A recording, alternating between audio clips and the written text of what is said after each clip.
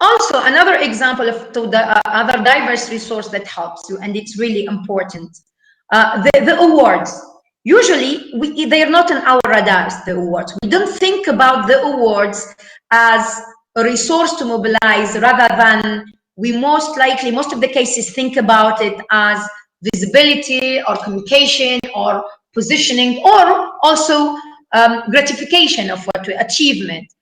Yet, this is one of, in my opinion, one of the also best resource to focus on, because when you work organized, same as the TA, this is something that you can, that generate a resource for you with a very little investment.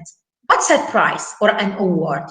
An award, it's a recognition, or let's say an award for a work or achievement that you already have done.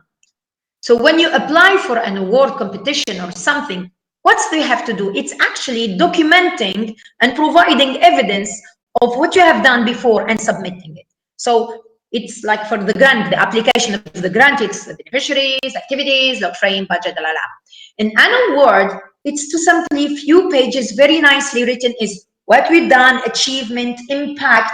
So if you work organized and you document properly every activity you do, and this is what I advise our client when we work with the CFW, I said, your mobilization of resources started the day one of your actual activity. It's not when your money is over or when you are about to finish a project.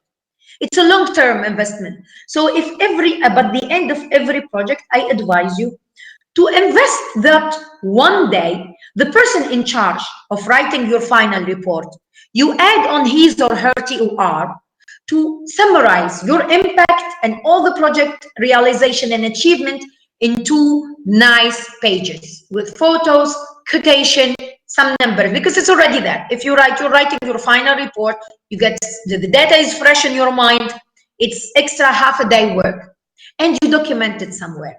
And the day that the opportunity comes for an award, what does it take from you? Let's say half a day of an investment. Now, why the award is important? Besides the fact that it's an opportunity or a resource that you can mobilize with a minimum investment, if, of course, again, you work organized. It generates a type of resource that's very important. It generates unrestricted resources. Unrestricted resources is the resource that you use wherever you want. It doesn't depend on a proposal. You don't have to go to the donor back to have the approval. Should I invest it here on that? Can I increase the HR cost? Can I pay with the rental? Can I buy an equipment? This, once you got that award, the only constraint you have is to invest it in the structure that won it. It can't go in your pocket as an individual. But that's the only restriction. And it's really a gold resource. Why? Because as you all know, most of the grant, when we talk about grant as the main income resource, when you focus too much on that, you've left with the little resources to invest in what I call it investment activities, research, fundraising. All these are most of 90% of the cases uneligible. You can't put them in a grant project or a festival or a production of a theater play or a film. The pre or post things that you need to secure your sustainability and continuity of your activity need that you be able to be able to mobilize unrestricted income. I'm just checking. Okay, so just also to explain very quickly, so the resources can take a lots of forms. And we should now move from I need money to do, rather what are my needs, identify them and strategize. So I say this need can only be satisfied through the grant. So I take it out and apply for the grant. This one, I can get it not from the grant, but I can get it if the TA, technical assistance, allows and there is someone offering technical assistance that could satisfy that need, then I'll apply there. For example, website, platform, databases, everything online. It's so easy to have it as a technical assistance. And it's money, actually.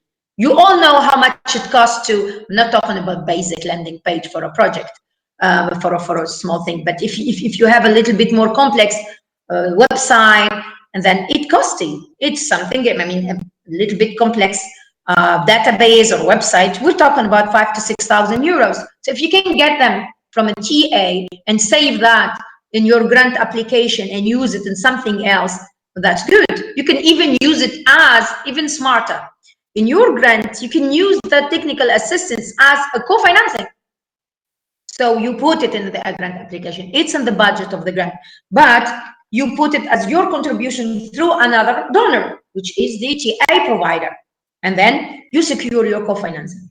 Now, why this kind of things and the award? And there is one last important resources.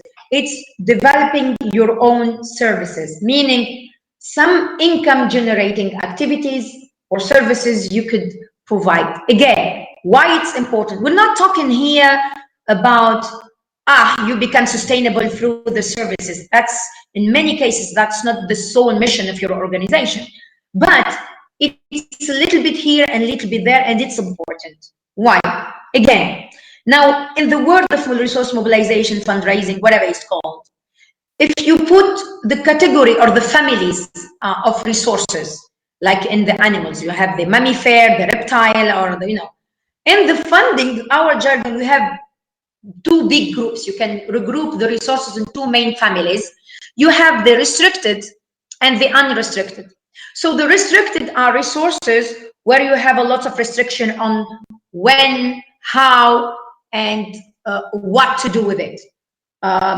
You have restriction, for example, on time. You have to spend it between this date and then date. Restriction on eligibility. You cannot spend the money before and the start and end date of your support grant contract. You have restriction on where to put it. You have in this activity, not in another.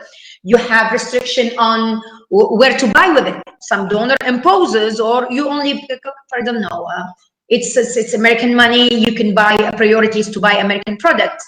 So that's a restriction. We're not giving judgment here, it's just a fact that these are some restrictions. And then you have another category where you don't have restriction, but it's fair to precise that it's actually not true that there are like in infinity or totally unrestricted resources, but there are those who have a very, very limited resource. Let's say the list is about restriction is, for example, a financial year. It's, for example, you cannot put it in your pocket if you are applied or you're generating this resource as an NGO or an enterprise. So but these are very minimal restriction. And why the unrestricted resources are important? As I said earlier, these are the key resources for your sustainability, because your unrestricted resources, these are the little money. They don't have to be huge, but there is a minimum that will help you invest. These are the little money that you can use to do your fundraising activities. This is the little money that you do your connection and networking and meetups and research and advocacy and data positioning, or investing in new research and R&D, research and innovation, prototyping, you're testing things. And that gives you the flexibility that you don't have to wait to innovate. Like, you have an excellent idea. If you wait a lot to have fun, it's too late. So that's also related to your sustainability. If you're the first, if you're doing this thing and you're able to adjust to your audience need, to serve more your community, contribute more to solve our society's problems, then there you can have those investments before waiting. And also the COVID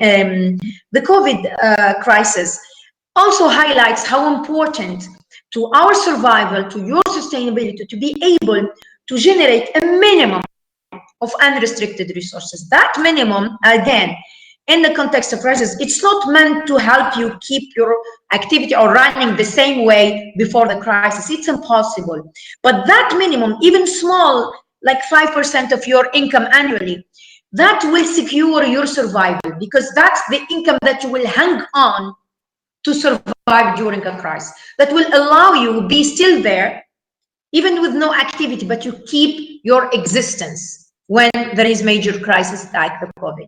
So very quickly, if you have schematize, how to say, to visualize your financial strategy or your sustainability strategy for your activity, it should look like this.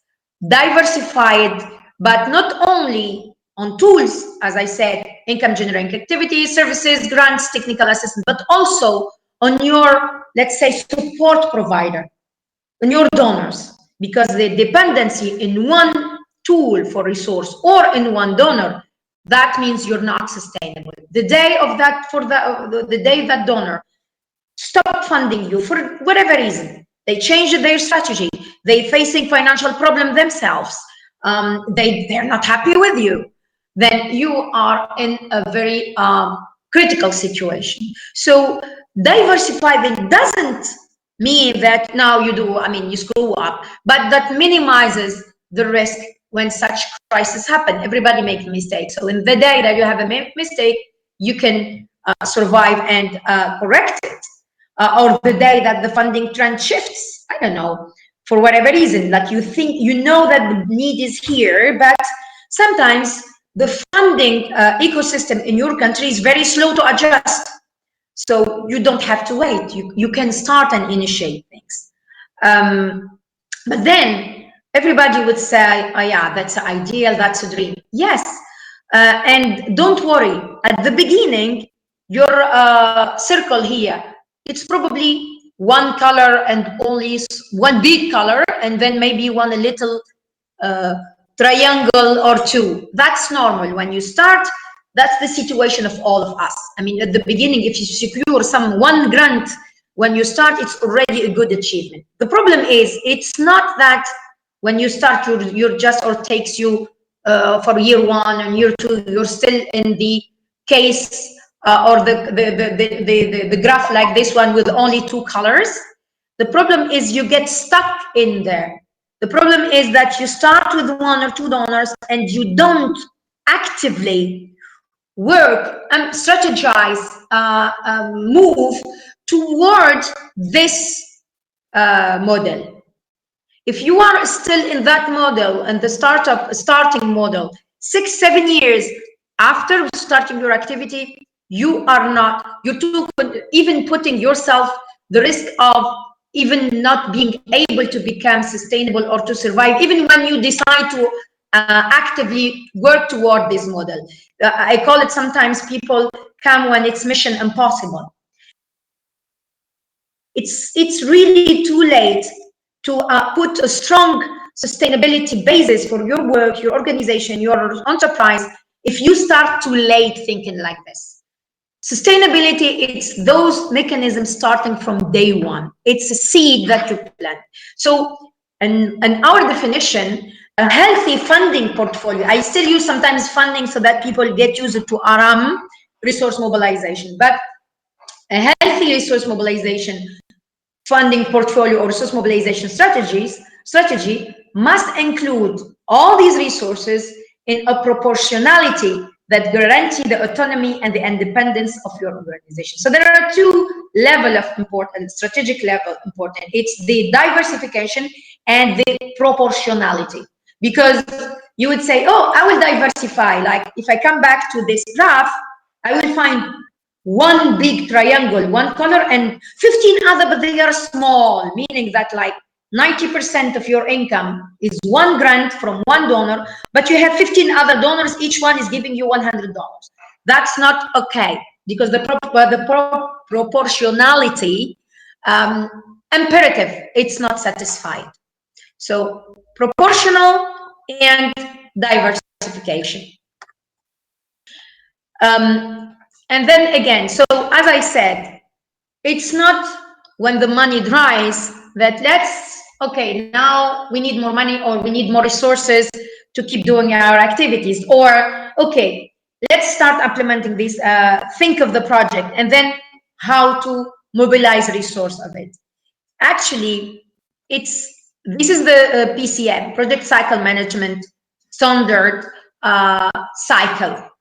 And then where do we start talking about fundraising or / resource mobilization? Most of the people, when I conduct workshops, tend to put it between 2 or 3. Actually, it should be from the identification stage, meaning from the beginning, when you are looking for what are the needs or what is the problem and how to solve it, you're thinking also what is out there to finance to support your activity. Now, very careful, pay attention. That's not means what I'm saying. It's not having these opportunistic behaviors, like identify what the donor are funding and then I will design something within that. That's the wrong approach. The mindset here is the two go together parallel. At the same time, I am looking for the need, the problem, the impact that I want to satisfy and achieve. I will also be looking for what is out there available in terms of financial or support can help me solve that problem or satisfy that impact that I want to achieve. And the going back between the two and the information that is gathered through your resource mobilization mapping and identification is simply to inform you about the scale of the solution or the answer you may design after this identification. Meaning, when you identify the problem, you say, okay, this is what needs to be done. And then, of course, in the absolute, if you don't think about what is available out there in terms of resource, you may design an intervention or an ambitious project that it will stay on paper because there are not that many resources. So the information that will come from your fundraising person or resource mobilization person would be how scale, what's the scale? That will tell you, no guys, if you go with 2 million budget ambition, or I don't know, you will not be able to implement any of it. So better scale down the ambition to be realistic vis-a-vis of what is the likeliness of the resources that you can mobilize to implement it. And then you will have much more likeliness of implementing something and achieving some impact rather than being extremely ambitious and the risk for you two things. Either you will not be able to mobilize enough resources to start implement this vision, or sometimes in most of the cases people opt for the solution, okay, let's start a little bit, and then it's if the project is designed from the beginning with the scale, if you start on the way doing it, scaling down, changing, you will lose a lot of the impact that you want to implement. So it's rather be realistic than be ambitious. That's what is about resource mobilization. That's for the stage one, so identification phase. But after that, when you're planning and designing your project, it's at the same time when you write your plug frame, let's say, for your project. Fundraising or resource mobilization, it's still there, but this time the input is different. The input of the fundraising effort or resource, sorry, I use too much so that people get used to the vocabulary. The resource mobilization person or team or thinking or spectrum you use in this phase is to see what are the extra activities that should be embedded in your project design or program design to satisfy your sustainability needs. So during the activity of any project, you don't only think about impact of your art project or on your society or on your or products of your enterprise. You have also to see what's there I can add without disturbing the logic of your intervention or the logic of your strategy that can serve your resource mobilization strategy and positioning. You could add activity that means that targets engagement of your future supporter. Like you prepare, because having people to support you, it's not one shot. And I think all of you, you know, you have to be visible, build trust, build credibility. So in implementing today's project, there must be something that you could do to help you secure tomorrow resources. So the fundraising person, the resource mobilization input are different at a different level of the cycle of your project. Phase 3, when you are implementing and managing, what you can do? The resource mobilization effort or needs or activities are at this level in terms of collecting data, collecting impact, getting communication and positioning material. When you do sub-activities, your resource mobilization person may say, can you, when you do this event, get me code, get me testimony on the impact, use it a way to listen to your current supporter. Are you satisfied? How you think we are going about it? And that's all tools and mechanism I need. More than that, events. When we are, for example, when I used to work with international organizations, I gave it from day one, I take my position, I give instruction to all my program managers, and I say, not a single, any kind of gathering email, whether it's a focus group, it's a workshop, it's a conference, you organize within your respective program, no way the invitation list is closed before I have a look at it. Because I might have people I want to involve in that event that serve my documentation, relationship management, and positioning with my resource mobilization. So because I would add 3, 4, 5 names in there, because I want them to see how good we are doing, how great is the job we are doing, and then I want to involve them in these other programs. And the evaluation, same. My input will be different here. It's having what we have done wrongly, what went okay, what didn't win, so that in the next proposal writing or concept writing, I have the right element of what has been working well and not working well from the resource mobilization perspective. And then the exit is another issue. Now, ethics of resource mobilization. You cannot work and keep mobilizing resources without being ethical. We have some principle. Us as a resource mobilization or fundraiser professional, we have an international ethics standard. Like, you know, when you are a doctor, you have your ethics. When you are an avocat, how to say avocat in English, a lawyer, you have some bounding ethics. If you don't respect your let's say expelled or something. For international association professional fundraiser, we have one thing, it's no payment per percentage. If a professional person, member of these professional associations, and is caught having deals to be paid in percentage on the amount of funding they're providing, they're out of the association. Why? And I really talk about it because it's also, if you're not aware about it and if you're not careful about it, it will jeopardize your sustainability. Because if I am paid in percentage, what is my interest? So my interest is the more I push you to raise money or resources, the more I get paid. So from the start, there is a conflict of interest because your sustainability, it's not about raising resources. Your sustainability, it's being equilibrated, as we said, proportionality, diversification, ethics, reputation, branding. If I am paid in percentage to win a proposal, I can design, of course, what I'm going to do. I offer everything to the donor against a very bad budget. Me, if the deal with you is to secure the money and get my percentage. So I can write a very bad proposal for you. I push you to get it. You have to add this. No, give more, do more, while the budget is not adequate. I get paid, you sign your contract, you get your money with the donor. I'm gone, but you will deal with the problem of not achieving on what you have promised. And there you lose that donor. And you know all how small is our ecosystem, regardless where you are, in the global south or the global north.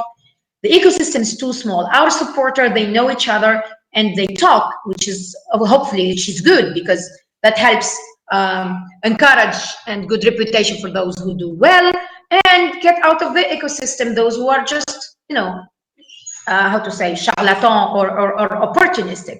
So the damage that gets to you from one art donor could be really even beyond your own borders. Now, back to the second important thing, it's the transparency. You have to be transparent about your resources. especially when you have external, let's say, big incomes, whether it's in the venture capital investment or it's through the grant, because it's your credibility to be clear to the community you serve, to the art support or the people who like and work or enjoy your art and your services, that they know where the support is coming. And last and not least, the accountability. There is difference between transparency and accountability. The accountability, it's about you feeling and being responsible toward all your stakeholders, not only those who fund you. And the common mistake when people talk about accountability generally is that they think they confuse it with transparency. They just say where the money. No, the accountability goes to first your beneficiaries, between brackets, or the audience, sometimes call it different. The people in the name of whom you are operating.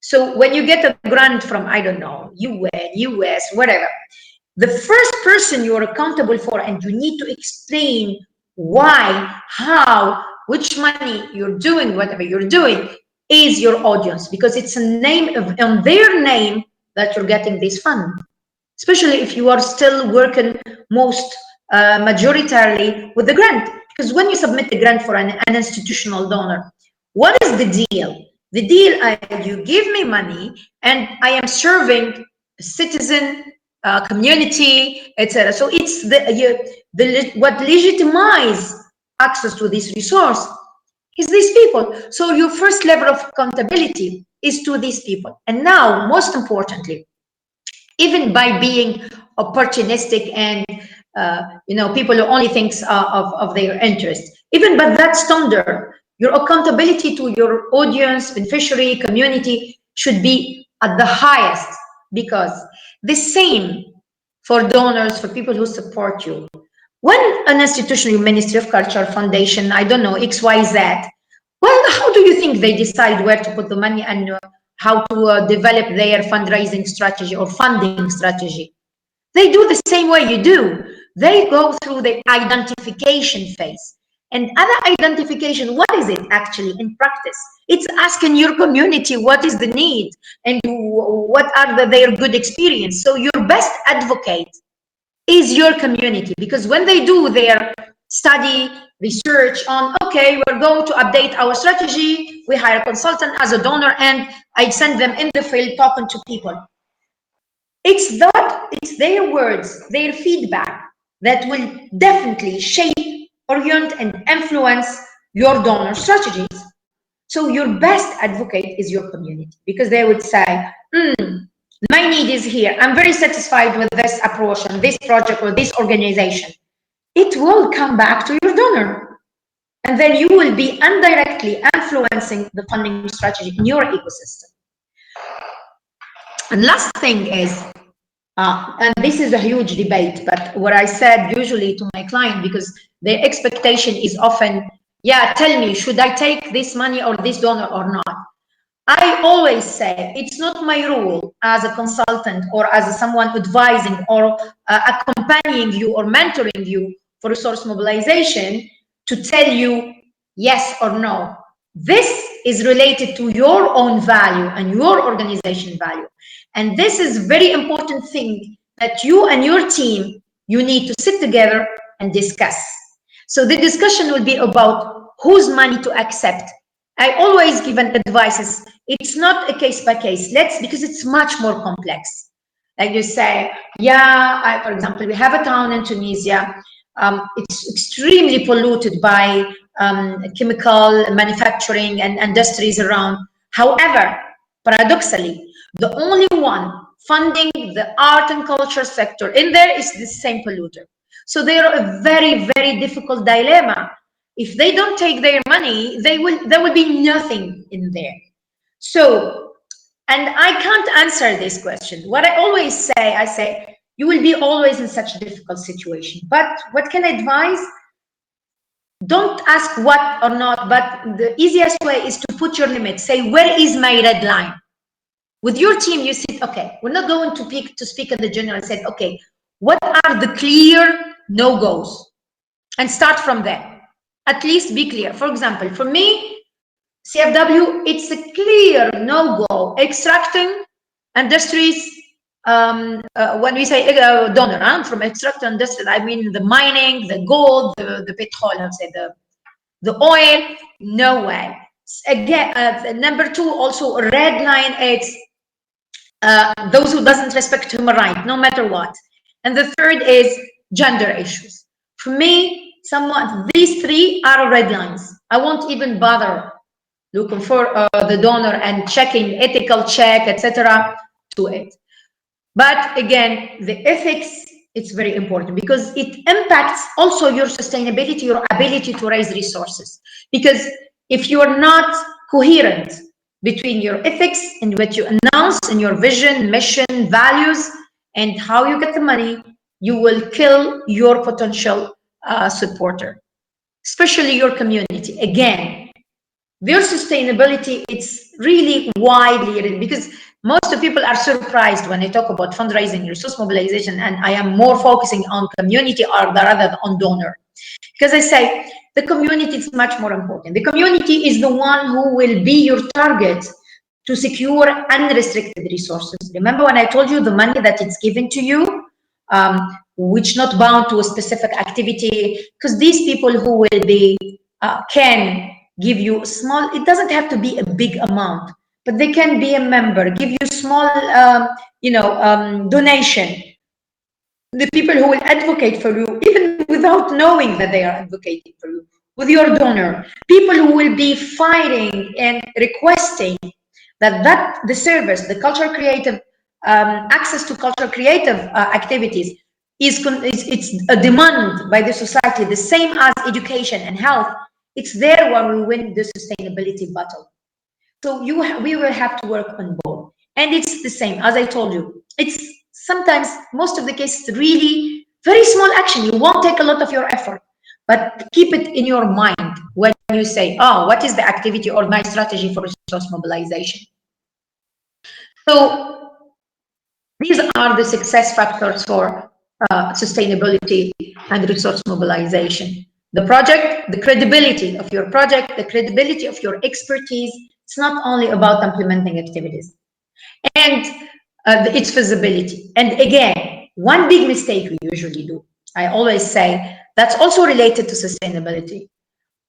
It's not valorizing and not trying to convert the knowledge and the expertise you have into both products that helps your positioning towards your donor and your visibility, but also in some cases can even generate unrestricted income for you.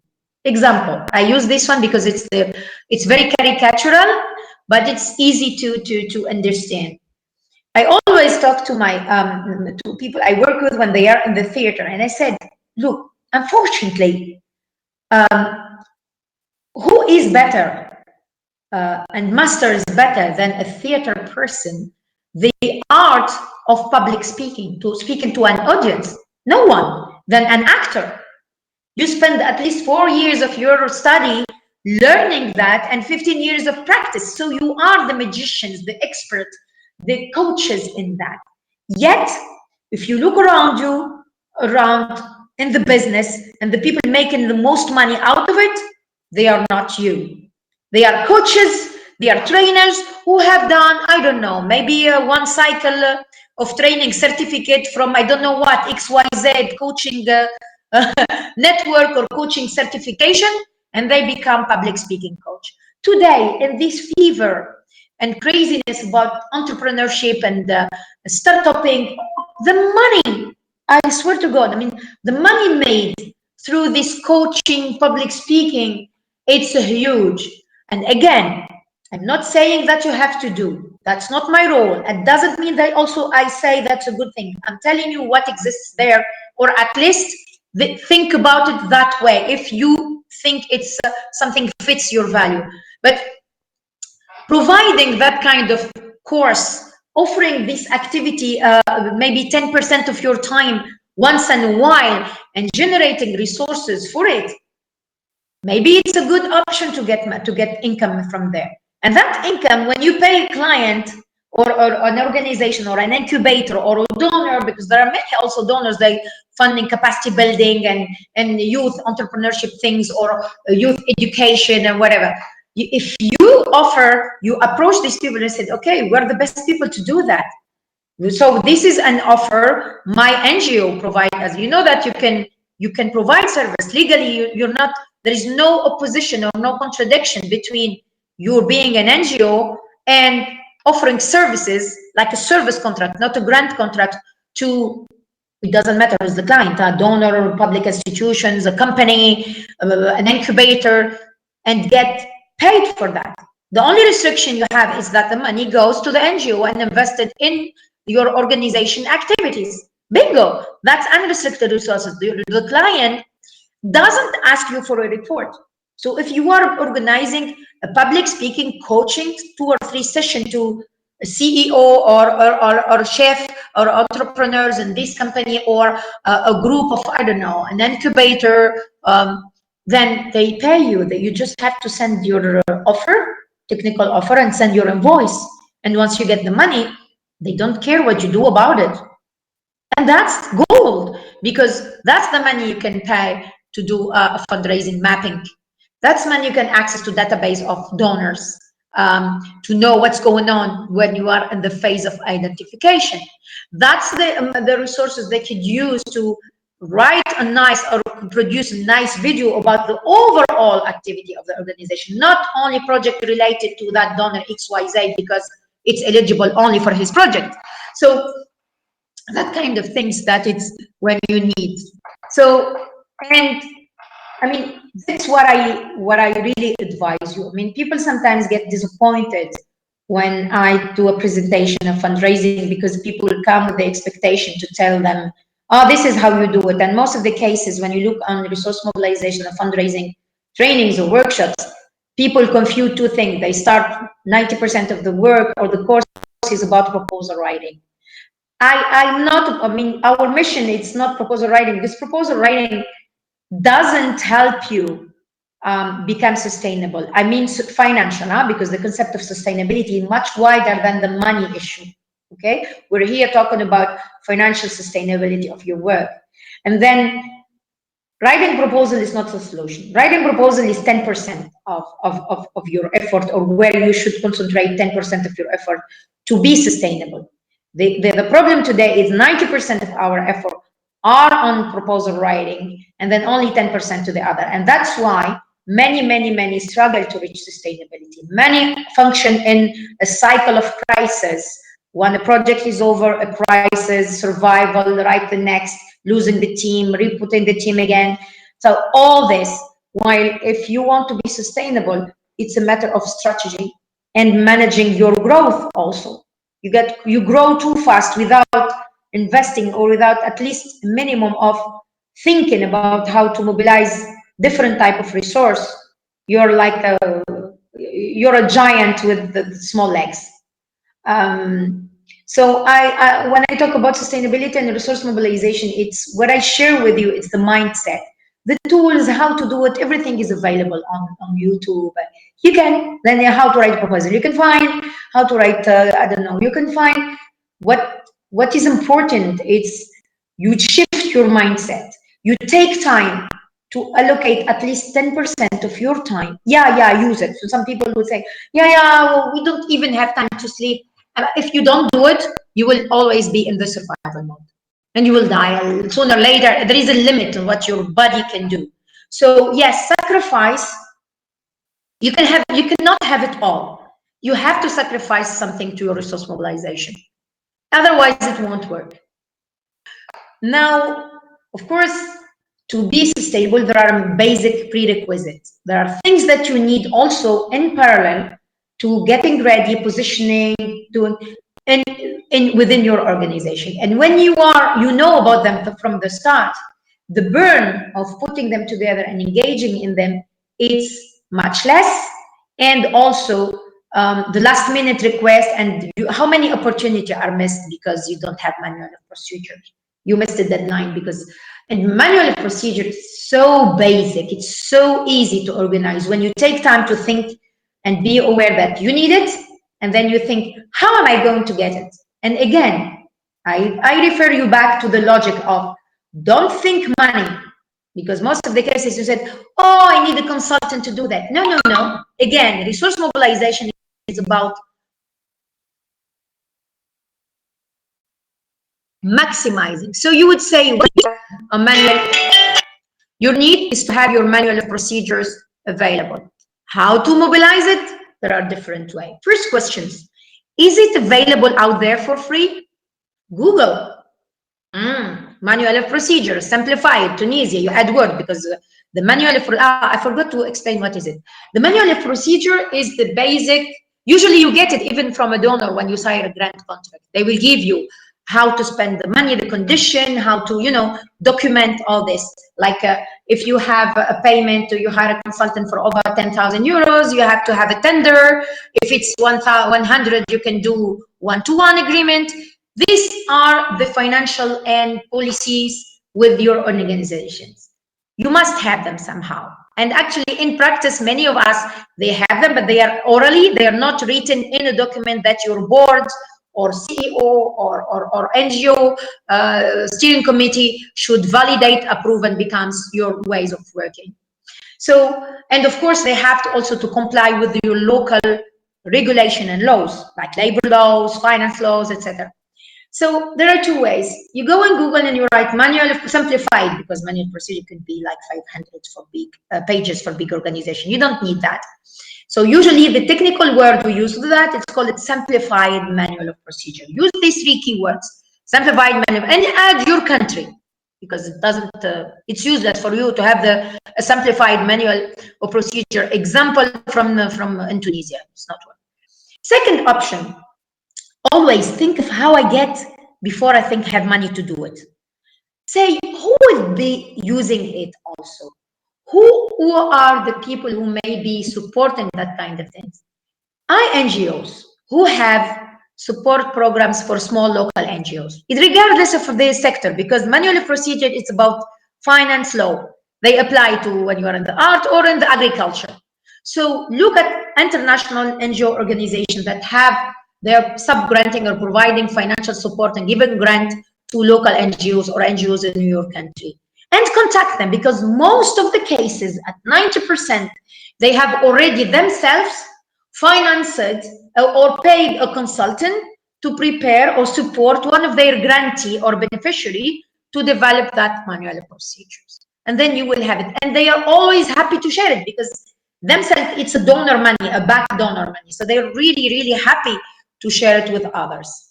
And you can even, and if they say no, complain to their back donor, because they have no right to give it, because they are paid by, for example, the EU to give it to civil society. Then if they say no, put pressure on them. You have the right to access it. So manual procedure is mandatory. Why? Because sometimes, even if it's not required at the proposal submission stage, sometimes at the signature of the contract, if you don't have them, you lose your opportunity. And that's really pity, because you made it so far, you've applied, you've been selected, and it's just last minute. For example, UN, any UN funding, they will send you, before they sign the contract, they will do an assessment. And 90% of the things they will be asking you is your manual of procedures. They will tell you, do you have HR recruitment policy? How you recruit people? Send us if you have something written. Do you have a financial, I don't know, send us, prove it, and you could lose the funding just because it's just silly things to put in place. So put it.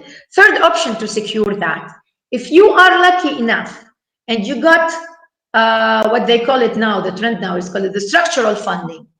And then the donor said, okay, we're providing funding to build the capacity of those art organizations. Put them in the budget, because that's an investment to the future funding. And again, if I go back to the cycle, when I say you see how important then the resource mobilization is in different stage in the planning and design. There your fundraiser will tell you, oh, please put, since this activity is eligible, please put, if you don't find, I mean, someone to give it to you in technical assistance, in the form of EA, and then only option is grant, then put it there. Put the cost of consultant. Usually it's the accountants firms or accountant consultant can do it for you. This is an investment that is really important to do.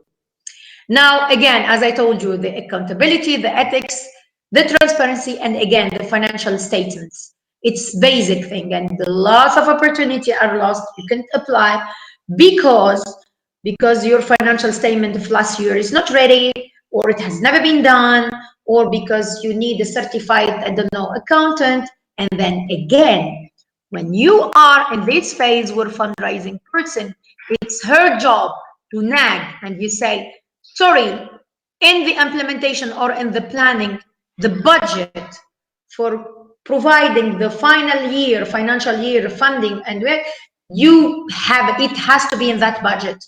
Because usually when you have, you're writing a proposal or a project design, when you write the budget and your budget estimation, it's beyond the limit of the grant opportunity and the application, and you come back to your proposal and you're gonna do some budget cuts, the first things where you tend to cut, it's in these costs. A big mistake. Big mistake, because you tend to keep your activity numbers high and you try to cut from HR, from things. Please don't do that. Please stop doing that.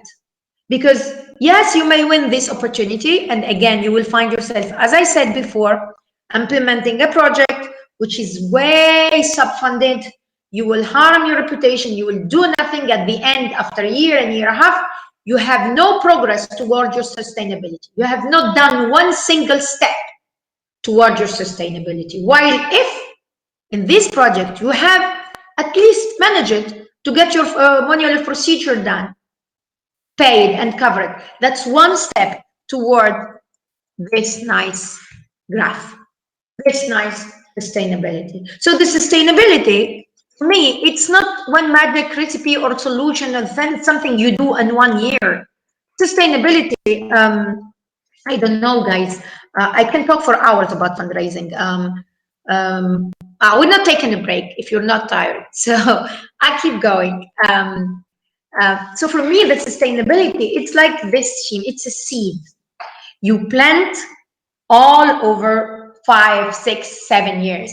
And not necessarily that means after 5, 6, 7 years. This is not the promise that CFW does. I'm not giving you to become your self-run, but the idea is to help you become resilient. So you have enough mixed resource that helps you keep doing, and then after, and survive anything and be there in 10, 15 years, be able to serve your community, be able to spread your art continuously. But then, based on the circumstances, the scale of how big you operate and how small, that will depend on the condition and circumstances, and that's your fundraising strategy toward adapting to the condition. So the sustainability, it's about putting different seeds here and there, so after a certain time, you become able to be there on the long run, but the scale, it's up to the condition, your capacity, and the investment you do in your resource mobilization efforts. So, and also how you do that. What are these seeds? One of them is donor engagement and retention. You don't only think of your donor when your money is over and you only get in touch with them when you are asking them for money. Your donor is partner. You have to shift your mindset from this is a cash cow or a money cow or support cow, that's your partner. And as I said, your supporter and your funders, between brackets, are different people. It's not the institutional donor. It's not Fondation XYZ or your Ministry of Culture. It's every single person. And do not judge or value your donor, your supporter, by the amount of money they give you. No, because that's not the real value. The value of your supporter should be estimated and by different angle. Like your community you serve, as I told you earlier, they may not give you a lot of money, but they are the one who will open the tap for you, the one who will influence your donor. So they are as important as the one who gives you $500,000. So you have to invest on how you engage them. One of which, as I told you earlier, it's your accountability. Besides the fact I'm not talking about the quality of you do, that's a prerequisite. We agree on that. We don't even talk about, I mean, I don't have to mention it here. For me, it's logic. So you have to involve your community. Your communication for them should go beyond simply, this is the artwork I'm doing, or this is the artistic activity or the cultural activity we're doing together, or we are doing for you. It's, you think of them, invest in them as a potential advocate for you. And retention. It's not only the retention, it's different. Retention is keeping those who have already invested on you, whether it's money or not. Like, for example, I always encourage people, because that's resource. Most of the cases we don't like doing it, but I don't understand why. We call it the street fundraising. The street fundraising, you all have seen that. Big international organization does it. UNICEF, Médecins Sans Frontières. I think you're all been in the street and been engaged by a young man or woman asking you to give 1 or 2 euros to a cause or to an organization. And most of the cases you give. Why don't we do it for our art? Because you think it's not efficient. Wrong answer. That brings hell of money, even in global south and poor country. I can give an example. How many churches, how many mosques has been built just with 1 euro, 1 dinar in the street? So don't underestimate that. I give you a personal experience that what opened my eye to this, because I really left it, I mean, went through this experience before I decided to become a fundraiser. Actually, I was destined for that. Back to the late 90s in Tunisia, the first campaign, street campaign about raising awareness about AIDS, the disease, in Tunisia. And it was really risky because we went on the street selling condoms, distributing condoms in Tunisia. And we were also trying to raise some money from for the AIDS department in the hospital. There was at that time only one wing of a hospital in Tunisia that provides support to those who are infected with AIDS disease. And then we started talking to people on the street. Can we give 1 dinar here, 1 dinar there? And people were giving. And we were also, of course, smart a little bit. Like, you don't do it you don't come in front of a mosque and provoke people and start distributing condoms. You have to also think about not provoking too much, because with the art we provoke, but be reasonable in the risk you take. But also where to do it. Where is the community that it's most likely to give easily and even more what you want.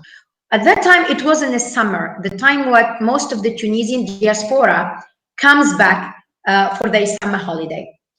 And we target those who come by boat, because when they get out from the port, like the harbor, when they arrive, they have to take what is called and back, you know, a ferry, voila, a small ferry that links the port to the main road.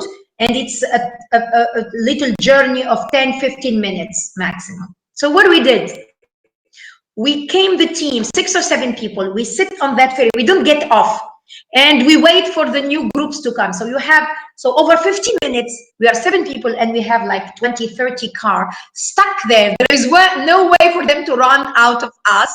So they hear our awareness raising, education, please be careful, you come for summer, use condom, and then please give us, if you, of course, we're not obliging, but can you give something? And I swear to God, we were like late 90s people. We don't have this, you know, culture of giving small things, but these people live in Europe and they are exposed to this practice of giving them. I think per day, we were like around 300 Tunisian dinar, which let's say approximately 100 euro per day, per person. So I think we collected something around, if I remember, 3,000 or 4,000 Tunisian dinar. It's a huge amount at that time there, and it was given to the hospital. So small amount, use it, because the idea of sustainability and diversification of resources, as I told you earlier, it's not one resource that will satisfy all your needs. That's a wrong approach. It's diversifying, a little here, a little there, a little there. And don't tell me you don't have time. I mean, come on, how many volunteers you have? You can mobilize volunteers. It's not long time. And again, you say, you have to invest. The investment you need, it's maybe, I don't know, 1 week of work. Identify volunteers, brief them to be correct with the people, to not be pushy, because it's not about blackmail. I mean, you know, it's not blackmail, it's like forcing people to give. That's not good and that's not ethical. But how to correctly present what you do, how to politely and correctly ask for help, and send them for 1 week outside. So for you, it's maybe 2 or 3 days, 1 day to write the call for volunteer, 1 day to write the script, how they talk to people, and maybe 3 days or 4 days to, how to say, coordinating these people. And that can be done by also a junior fundraiser or person who knows fundraising and can volunteer for you. But you need to give it at least 1 or 2 days of your time as the head of this, as the main manager of your organization or enterprise. So, of course, you mind the legal context of it, you mind the problem of fraud, etc. So you just mind all these things. But I'm giving it as a model that's worth thinking and investing in. Of course, the visibility, it's one other seed, very important seed.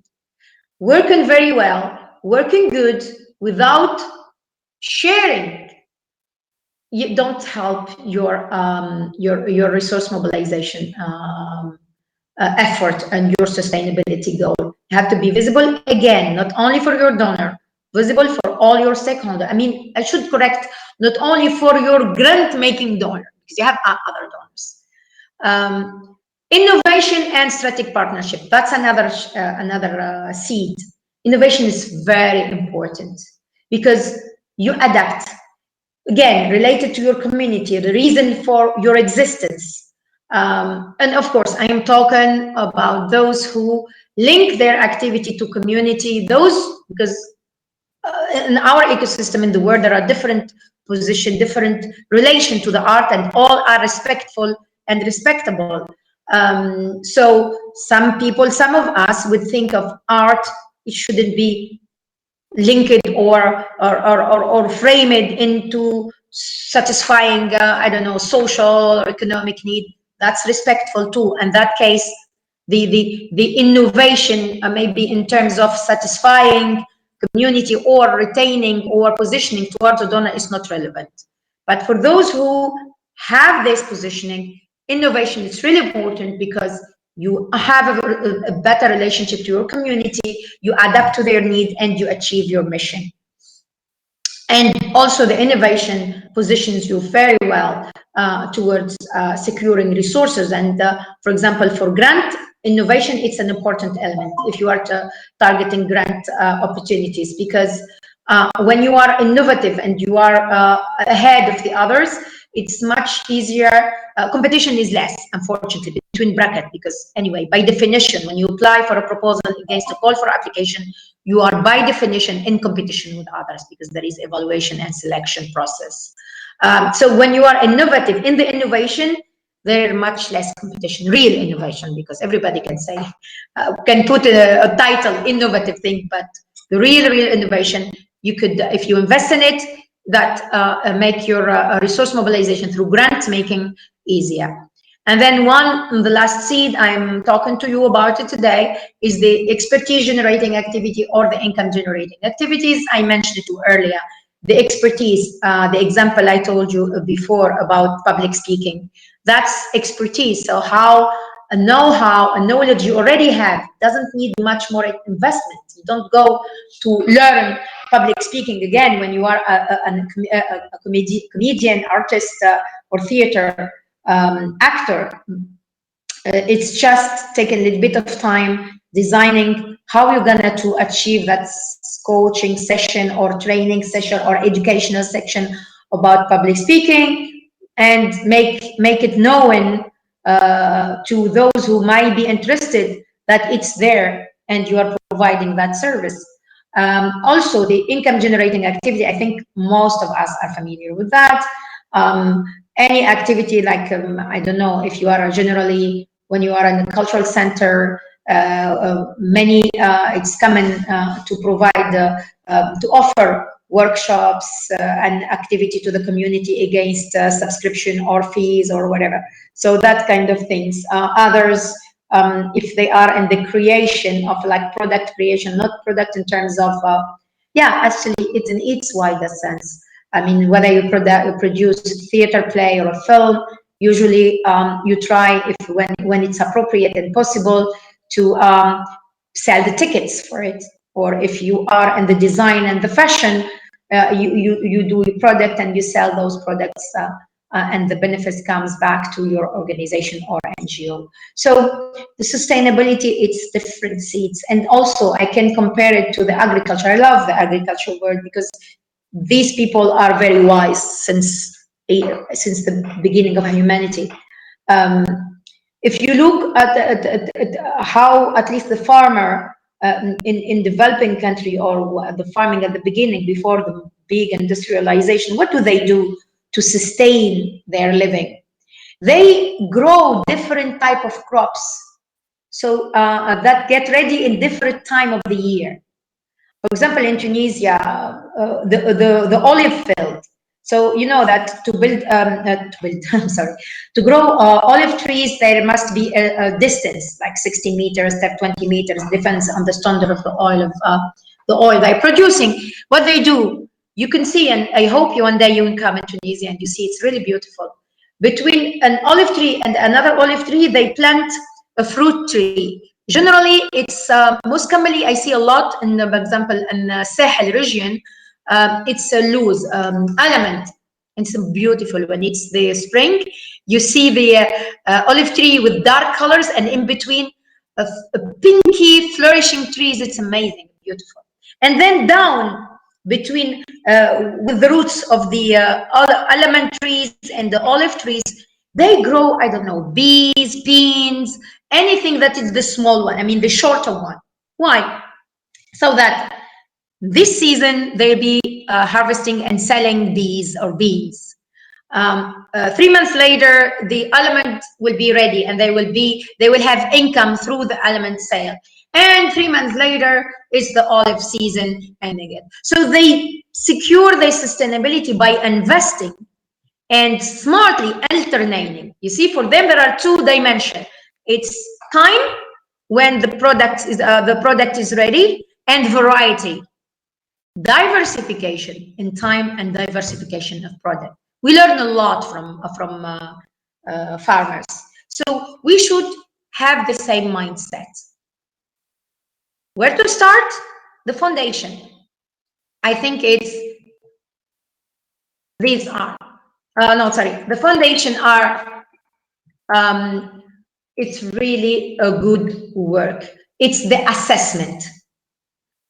Take time and assessment and identification. I'm not talking about the assessment and the program design or the activity. You are expert in that, and you all do it because you are all starting from there. I'm talking about financial sustainability. As much as you take time to map, document, collect data, research, and understand, you have also to invest on mapping what's out there in your ecosystem. It's important to give you the visibility of, again, how, on what is the scale, what you can do, knowing that there is not that much investment in your sector, so there is no point of planning and writing 15 proposals for 15 play where there is no one investing in there. So then you concentrate on one play, you do it very well, and you try to get it funded. And then also at the same time, the foundation and mapping, so you can identify what's available for you out there, but also you have to invest in influencing and advocating for art investment or financing. There is no point of all what I've been saying since an hour and a half now. You can bring Einstein in a resource mobilization. He can do nothing if in your ecosystem nobody believes in your sector and nobody is willing to invest, regardless of the type of the investment, whether give it time, give you technical assistance, give you grant, give you loan, it doesn't matter. If there is no one that wants to invest in there is no point of saying or doing whatever I've been saying since this morning. You also have the responsibility. You don't need to do it yourself. You would say, okay, Ouafa, come on. You want me to do mapping, you want me to do follow up, and you want me also to do advocacy. No, you will support and work together. So at least either in the ecosystem, assign, help, identify someone who is willing or is already positioning, or this is my job. I want, like, this is the position of CFW. Our mission is to work on our ecosystem. So we hope and we are supported with other players on our ecosystem. When there is a study, help, share data, influence, bring donors together, because the idea of the RMD would say, okay, if I was narrow-minded, and I would say, why are you giving your contacts and all your donors to users and offering this service about writing proposals and doing fundraising strategy and connecting to donor, and then you're putting them directly? No, that's a wrong way to think about it, even by pure opportunistic profit business thinking. If I value, encourage, create, show how nice and how good and how beneficial is this sector, if my pool of funder today are 15 people, tomorrow there will be 20. So if my share of that market is 1%, think about it by capitalistic thinking. Yani, if 1% of 10 is better than 1% of 1. So we have all together all interest of sharing, talking, bringing, and accessing the same donor. Don't retain data. Don't keep donor for yourself, because even for you keep it for yourself, he gave you 1, 2, 3 times. And then his mission is not to fund you, you're only you. They have a mission, they have a need, they have a goal, they have an impact, that it's not focused on you. You're a partner in that goal. So you have also the responsibility to either to fight and request that something has been done in your cultural policies, then some resources or some effort is allocated to this art investment issue, art financing issue in your ecosystem. So this is the cycle. If I resume how you do your fundraising strategy, these are the basic 4 steps. Identification research, you analyze, you strategize, and you do plan. When you analyze your donor, you think about what we call in our resource mobilization jargon, the donor engagement. How you engage, how to be close to that person, how to identify what kind of partnership you're having with them, and how you make that happen. And then once you identified what are the people you want to work with, how you're going to engage with them, then you start positioning and implementing your engagement strategy. And after that, the last phase is the retention, diversification, and innovation. So that's it. Oh, why I'm going back? Sorry. So that's it for now. I can talk for hours. Sometimes people ask for where to find information for the art mainly. So of course, I'm gonna do some what we call it in the placement produit, some publicity for myself. For culturefundingwatch.com, you can find all the opportunities, funding, any kind of resources for MENA and Africa-based artists. You have for global on mobility, mobility funding and support, you find that on the move. And for residencies, the best one is Res Artist. I mean, not the best one, I would say that maybe the number 1, honestly. Database of artist residencies. That's it. Thank you for listening to me talking non-stop about resource mobilization. If there are questions,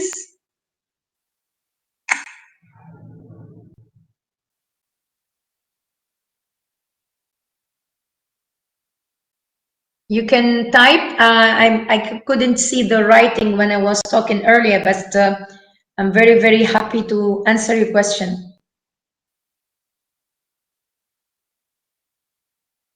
Thank you, Cecile. Thank you. And don't forget, guys, to join the RMD. By the way, the Amber Network is member implementing partner of the event. Please, I'm sharing with you the RMD here in the chat. Please share so people can enjoy, participate. And if you can provide any kind of support, please contact us. We'll be happy to give you a table and present your program, as long as it provides support. It's not a service against fees. That's not the aim of the RMD. It's really bringing people that providing support. Could be technical assistance, grant, mentoring, mobility. You are most welcome to join the RMD.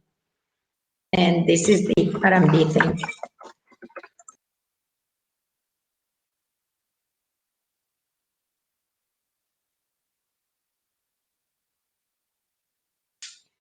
I think we're okay. Well, hi, Ouafa. This is Amir Ali from New Media Society. I have a question. I found the discussion and your approach very, very insightful, and I want to thank you that. So, but in your experiences, have you reached situations and countries that, in case if they are looking for funds or grant, the recipient would be at risk or to be prosecuted or to be questioned by the authorities? And how should they operate in these circumstances? I mean, I know that it might be a little bit complicated question, but have you had any experience in your network or? Yeah, of course, there are many contexts where artists and art organizations are at risk for just existing. Or I can give the example in the Arab world. In many countries, I mean, it's so dangerous. And I'm not giving my position or my thinking. I'm explaining the situation. In many countries, it's suicidal to get an Arab world, suicidal to get funding from Israel. It's inconceivable. So if someone accepting money from this kind of, for example, from Israel, it's a high risk. I wouldn't advise, because it's not only you could go, sometimes you go to jail, but it's crazy situation. In other donor, for example, I'm not going to name organization, but in some countries, some international organizations that are for human rights are enemy of the existing government. And if you take their money, you put yourself at risk. In many cases, even the problem doesn't even exist, because why? When the government are very repressive, the money can't even arrive to these people, because they, for example, in many countries, you will have a ministry who have to approve the fund before it gets to you. So they shut down the tap from the start, from the source. But some organizations, in the case that there is no such control, but there is a risk of, let's say, public or branding risk, when with some donor, most of the cases, you are open, and the donor, they are very, very understanding. They may give you money, and they don't ask you to tell about it. And that's acceptable, because that's different. You're not hiding, you're not being transparent, you're not being transparent because you're an ethical person, but because there is a risk on you. And that case, even big organization, governmental organization, waive the visibility imperative, because that puts you in jeopardy. So you give them the money, but nobody will say, neither the donor nor you are obliged or will talk and communicate about it. That's really the case when the human rights are so in that case, go back to your donor, and from the start, from even the application process, like for example, XYZ aid program, like whatever, it's American or European or I don't know. Usually, even in the proposal stage, you could ask for a waiver from the visibility guidelines. So that's it. And if you have, thank you for asking the question, because the resource mobilization strategy differs. Again, it's your context. So when you do your mapping, you should not be looking for the obvious, meaning when you do your donor mapping or supporter mapping, you don't only search for those who are specifically or clearly positioning on the cultural creative industries.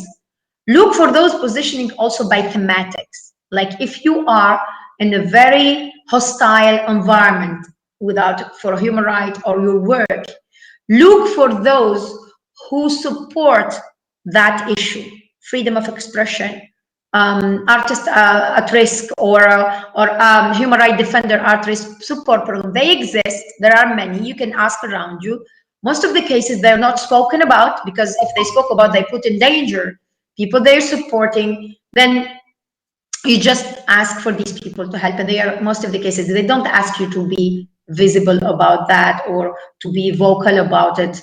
And also, again, I mean, when you are in such context, you're more into a survival strategy rather than you're operating like in a normal context. So your ambition are unfortunately probably less, and your visibility, it's a lot jeopardized by the hostile attitude around you. Thank you very much, Ouafa. You're welcome.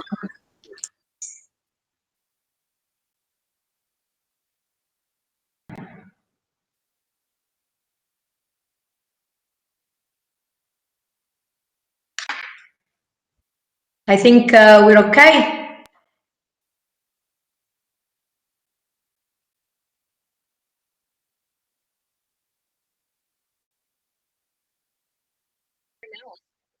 Yes, if there is no other questions, maybe we can close this session.